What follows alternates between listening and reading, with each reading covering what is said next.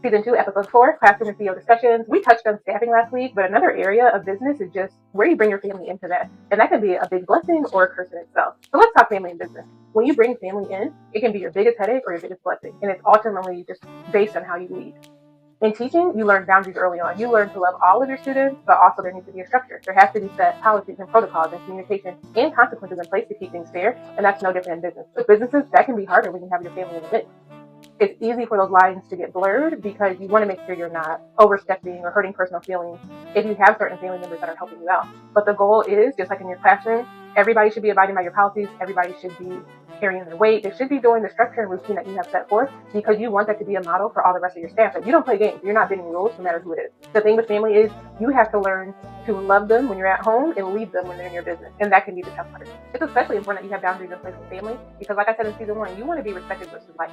And when it gets to the point that you are letting family do certain things, but you're not letting other employees do certain things, it can look away and it can really damage the morale within your building.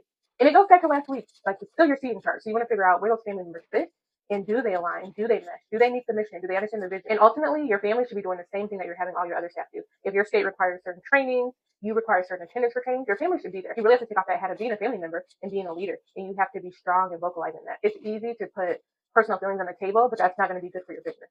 So always feel free to bring family on. Sometimes it can be just very easy as a startup to have those extra hands, people that you know, trust, are ready to help you out. But you want to make sure you're defining what they are doing, what it looks like, what it sounds like, and also talk to them about taking things personal because they have to have thick skin just like you. And sometimes that can be hard depending on your relatives. And people don't like to hear other people say bad things about business, but that is just the reality. When you're in business, you are always failing forward. And you need to have family on your team that understand that and they respect that and they don't base their relationships with others off of that because you're not going to always get it right all the time. You're going to have to enforce things with other people and they're not going to like it either all the time. So you have to have some people in there that are going to bring the same professionalism that you bring if that's what your business requires. There are certain industries that work great for having a family team involved, and then other industries where it just doesn't make sense. But you have to be the one to make that judgment call. Thank you for tuning in. I will have a story time coming at you and just continuing to post and share different items. Make sure you're following me on TikTok and YouTube.